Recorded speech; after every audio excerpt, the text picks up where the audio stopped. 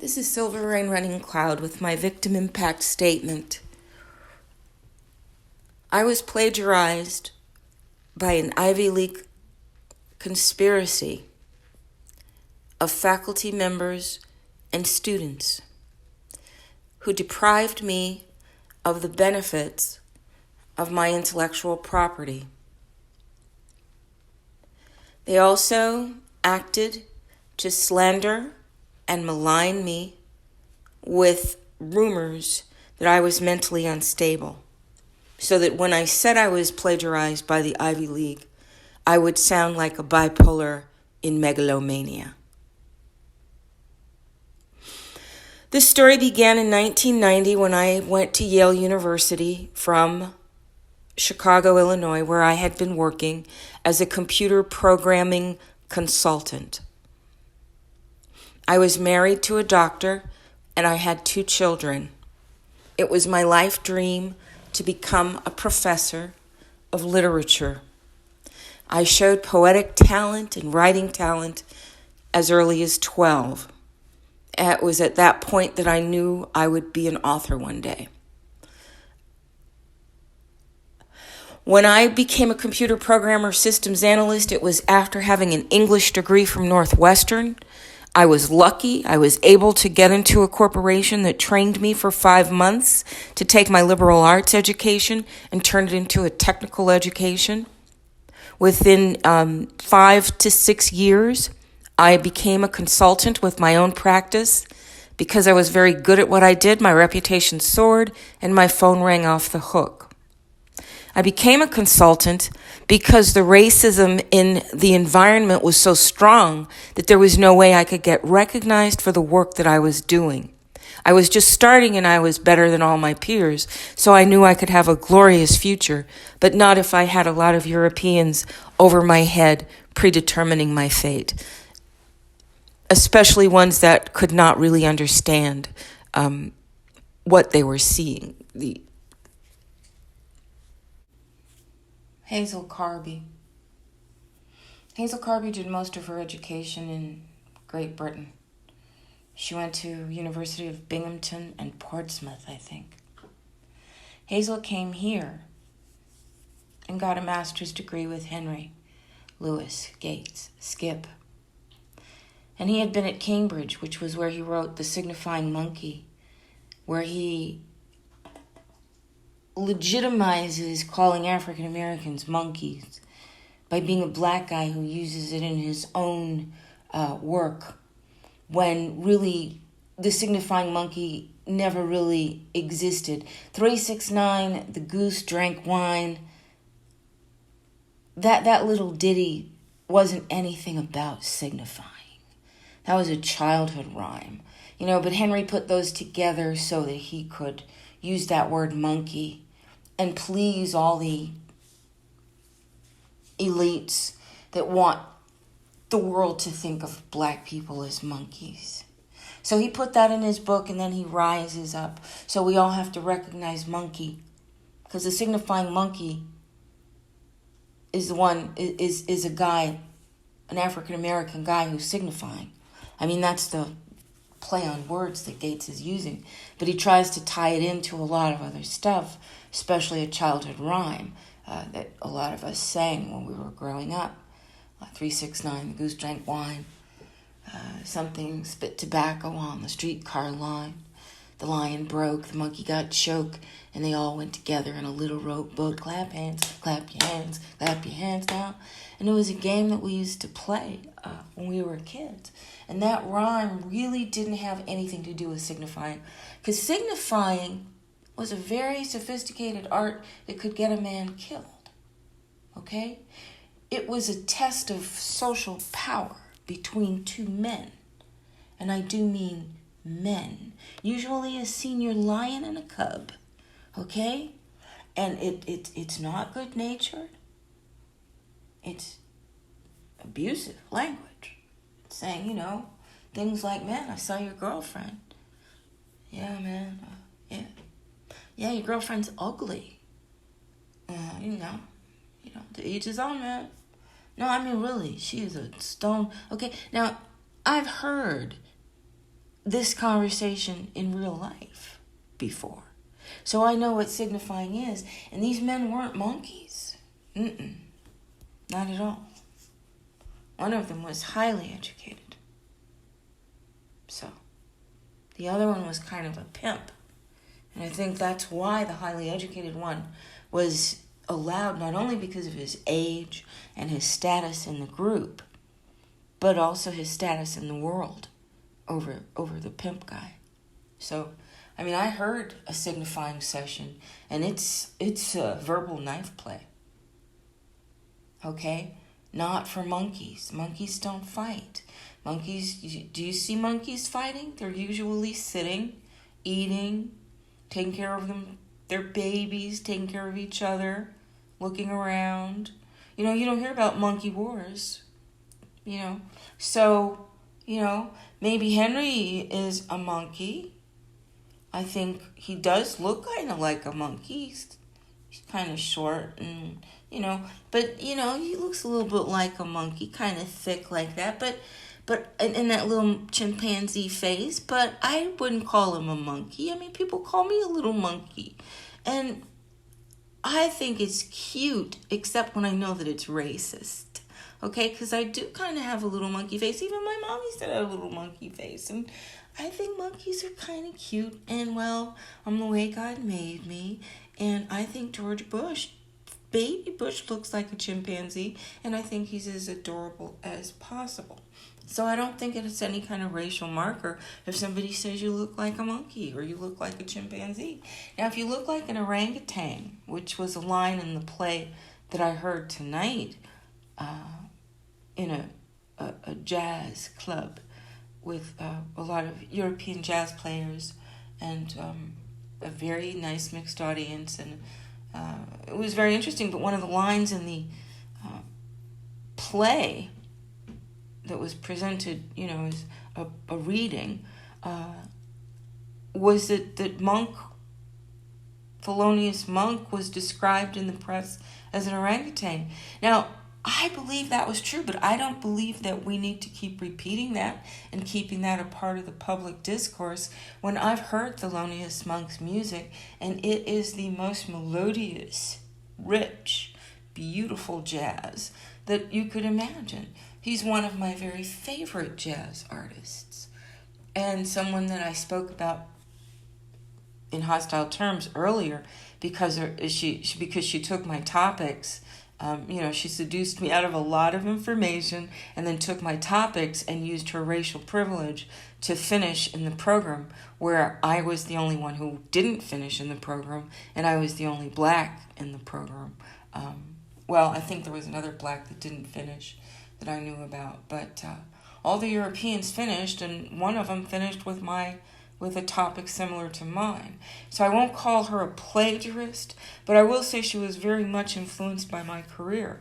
But she gave me a Thelonious Monk tape as part of her trying to pretend she was my friend so she could milk me for information. And I really enjoyed that music. I thought it was really good. So, I mean, she had 3 kids and a husband and was living on a grant. So how she got to make mixtapes, where'd she get the money? I'm sure I don't know. But she was interesting all around. And that's not this story either. This is my victim impact statement. And I'm trying to explain why I would be seen as an insider, but would really have the heart of an outsider. Because I'd taken care of myself since 17. So I knew a lot of bad people in the world and stayed clear of them when I could, but learned about them the hard way, through experience. So by the time I got to Yale, I knew a lot. So they didn't get by with very much. That's why my documentation in Ivy League faculty plagiarism, Letha and Hazel in Paris, the emails, is so wonderfully done. It took a long time for these facts to unfold. For example, when Brent stole the research materials, he kept them for 6 long years. But I was teaching and developing teaching skills and putting together my catalog of courses. So while I hurt without the translating staff at Harvard University that I was expecting with the Ford Fellowship, there was no way I could get through it effectively anyway. So, it was just another tragedy, another impossible roadblock in my way that there was nothing I could do about. But when those materials resurfaced and the library let me know the materials had resurfaced and they delivered to me the copy that I had ordered so many years before, I thought that was very, very strange. But when I read the announcement of Brent's book coming out, and I knew that he had an uncannily similar Ford Fellowship application, because I'd looked them up all online. They were all online. You could probably go in the Wayback Machine and find it for yourself.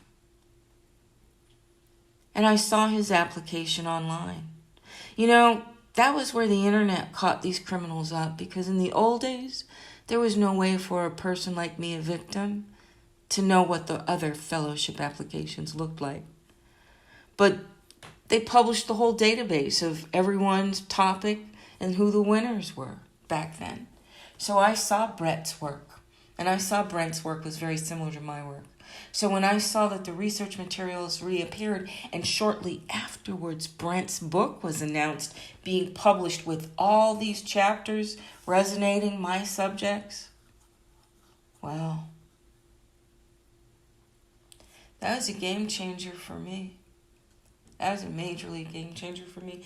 That was so much worse than Hazel slandering me in Paris. Because when Hazel slandered me in Paris, I knew that those people had already made first impressions that were favorable. So I knew that they knew, and they knew that I knew that they knew that they were making political decisions if they came out as my enemies. And a political decision has no integrity in an academic environment. Academics are about facts, not people's opinions and beliefs and biases and prejudices and wishes. It is about discovering what is, not what we wish we could find. So when they decided to sell out, we all knew what that meant. And when I watched them sell out over the next year, and I watched them, how they treated my presentation in the Mellis conference, and I heard and saw how the man who had told me that Hazel had gossiped about me in Paris and hurt my reputation in Paris, when I saw that man disrespect me publicly to give the signal to everyone that I was to be disrespected, that's when I knew for sure that I didn't have a career. I wasn't going to have a career in academia. That even if I went through all the labor to pull together the dissertation that no one was directing, even if I directed it myself like I did my thesis at Yale, even if I directed it and brought it home myself, there would be no job for me. There would be no recommendations for me. Just like before. Just like always. Because this society is determined to give me no access. No access. Because I'm not going to be a part of the Take 'em Down program. God put me here to help people, not hurt them. And my record shows that's what I do. My record shows. So when Hazel comes here, is she a British agent? Is she a British agent here to undermine American culture and make us ripe for recolonization? Some people think we were never really uncolonized in the first place because of secret deals that took place that were never really explained adequately to the public. A lot of thinkers think that. So you might want to try to examine what's really going on in America. You might want to listen to Karen Hudes. You might want to listen to Benjamin Fulford. You might want to listen to David Icke. You might want to listen to someone that's telling the truth. Thank you for listening to me. I do appreciate it. Now, when Hazel Carby comes here and puts a halt to literature, why do I keep saying she put a halt to literature? Leon Forrest's book, Divine Days, was the longest book published in American history by an African American author, at 1,032 pages. Henry Louis Gates called it The War and Peace, and then it just dropped out of sight. The complexity in Leon Forrest's work reveals a very encoded history of the culture. He was a very erudite gentleman. And following his work required a person to have a very sophisticated understanding of African American culture and global culture, things that a sophisticated, educated person was expected to know, like Greek tragedy, the history of Rome, mythology, the Bible, Saul Bellow, and so many others. Pulling together my thesis required me to do so much research that I was almost grateful that no one was reading my work and that they sabotaged me into an extra year. Because in that extra year, I was really able to pull together a lot of what Professor Forrest had achieved in his book, The Bloodworth Orphans, which I wrote my thesis at Yale on, and which you can order from the African American Studies program at Yale University. The registrar there will tell you how to get a copy of my thesis on Leon Forrest's book. And my thesis is called A Methodology for Reading the Bloodworth Orphans by Leon Forrest, The Advent of Autonomy. Okay? So it's called The Advent of Autonomy, A Methodology for Reading The Bloodworth Orphans by Leon Forrest, by Letha Deck. Letha Deck is the author. So you can read that if you like. I wrote that, and that's my Yale thesis that Professor Leon Forrest said was so well done that he didn't expect to live long enough to see someone decode as much of his work as I had achieved. And he said that in most universities, including Yale, my master's thesis was equal to one of the best dissertations that he had seen. So that's what he said. And he was a professor at Northwestern University. Now, he's pretty much disappeared from the scene, but Hazel Carby went to Northwestern and took an award in his name. And she doesn't even understand his work and got rid of the leading American scholar in Leon Forrest's work, the leading global scholar in Leon Forrest's work, and that was me. Okay? Yes, Keith Byerman did some work on it, but he didn't understand the culture, and it showed in his work. You know, and then he gets to be in his bonnet because I say it. You know, hey, I'm sorry, Europeans cannot teach African American culture because they don't live it, okay? Listen to Naughty by Nature, okay? And you can find my essay on Naughty by Nature, but you'll have to go to the Wayback Machine because the University of Massachusetts, Bill Mobius, had it removed when I started broadcasting the plagiarism at Yale. He had my website removed. The first website in the history of comparative literature written in HTML by a student, by a graduate student, or any professional. Okay, the association had a web page in HTML, but they hired data processing professionals. I was the first comparative literature professional to publish a web page in HTML. That's a distinction. It's comparative literature. HTML is a language. It's a distinction worthy of a prize. But instead, they take down my website so that they can erase me from the public face. And that's just a strategy. That's a strategy that the Europeans use to undermine American culture. I mean, if you doubt that for 1 minute, look at what happened to Bill Cosby. How could that happen to Bill Cosby? I mean, when I went to Canada, I had so many Europeans telling me, or European Canadians telling me how much they loved Bill Cosby because they were trying to relate to me because for some reason they kept seeing race. As many Europeans as I've seen, I can see beyond race every time, but they just can't. They're limited. They have a very limited ability to see. So when they look at me, they see race. So the Canadian Europeans, are asking me and telling me about how much they love Bill Cosby and everything. And I'm like, well, why? Because I didn't like Bill Cosby. He looked mean to me and he had that screwed up face. And I thought he was not an attractive man. And he was a black man in a show, but he never acted like a black man. So I knew that he was going to be not a nice man. And then my Aunt Letha told me a story about him that I didn't, that he didn't tip her in the casino when she had a winning streak with the dice, and he should have, tipped her. She was a whack.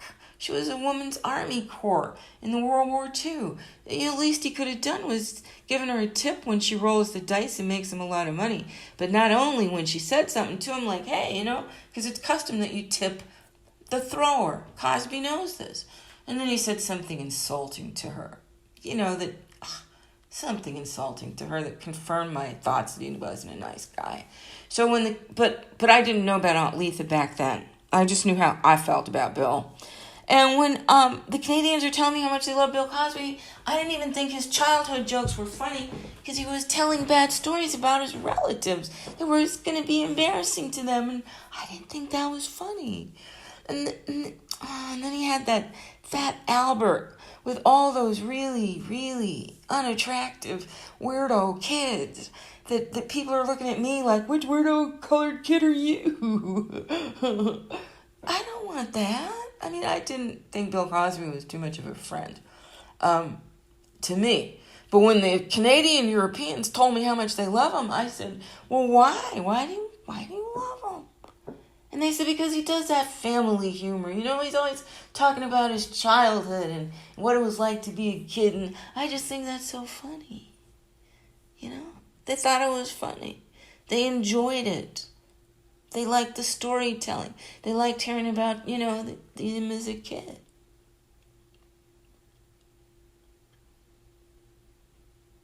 So now for all these Europeans to just be sitting back, forgetting that they liked him as a kid, watching some woman who, I'm sorry, I don't care what you say, but life was very different in the disco era, okay? You need to read the biographies of the woman who sang, "Take a little bit of piece of my heart out, baby."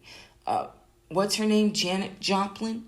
You need to listen and read about her life if you want to know how some of those European American women were behaving towards celebrities. It's a darn shame Frank Sinatra's not alive to be put in prison because I'm sure he drugged plenty of people. I would have to be drugged to do it with him. He looked like a really thin kind of heroin addict guy. He didn't look healthy. But we don't drag up the past on him and throw mud on him, do we? No. We let his picture stay in the Italian restaurants and everybody come in and smile and think about how we all want to do it our way. Don't we? Because we don't throw dirt on Italians like that, do we? No, we throw dirt on black people. Right? That's okay. We can not only throw dirt on them, but put them in prison. Clang, clang. Who in their right heart would ever put James Brown in prison for anything? You see? So when you look at what Clarence Thomas said about the New Age lynching, and you look at what happens to African Americans, no matter how high we go, no matter how high black people go, a European has a gun aimed at us to shoot us down through the media, through the courts. Okay? And you can't tell me that Europeans are not doing this stuff Okay, I can guarantee you that Bill Cosby did not learn about drugging European women from his mother. I can promise you that. He didn't learn it at church. He didn't learn it in his hood in Philadelphia with the W.E.B. Du Bois Philadelphia Negroes. He did not learn it there. He learned that with Hugh Hefner. But doggone it, Hugh Hefner was dead, so he couldn't come to court or be subpoenaed, could he? He couldn't come to court and say, well, I drugged plenty of those hoes myself. I mean, if you didn't give them drugs, they would steal them, so you may as well give it to them. And they would suck a dick on a dime. I mean, it's just how they were. Okay, we used to call them groupies. And nice girls? Nice girls tried to avoid those women. Those were loose women. Those were bad women. Those were not virtuous women. Those women could never pass a Victorian mom test. Never.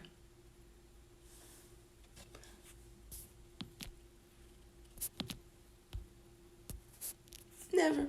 They just couldn't. It would be virtually impossible. So now we're in a culture where hoes rule. Now we're in a culture where European women who do drug-seeking behavior with celebrities have the power to put black men in prison. That's no different from the world that was written about during the Harlem Renaissance in the book called Cain by Jean Toomer. It's the very same kind of a situation where a low-class European woman has the social power to bring down a decent African-American family. After they killed Dr. Martin Luther King, it was very hard for any other African-American to have the courage to stand up and fight. And then affirmative action gave us other ways to spend our time and our energy. Some of our hopes were realized, some of us became.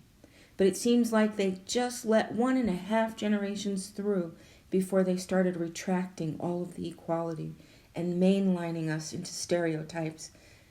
The only black people of distinction that I saw on TV in those early days were cops.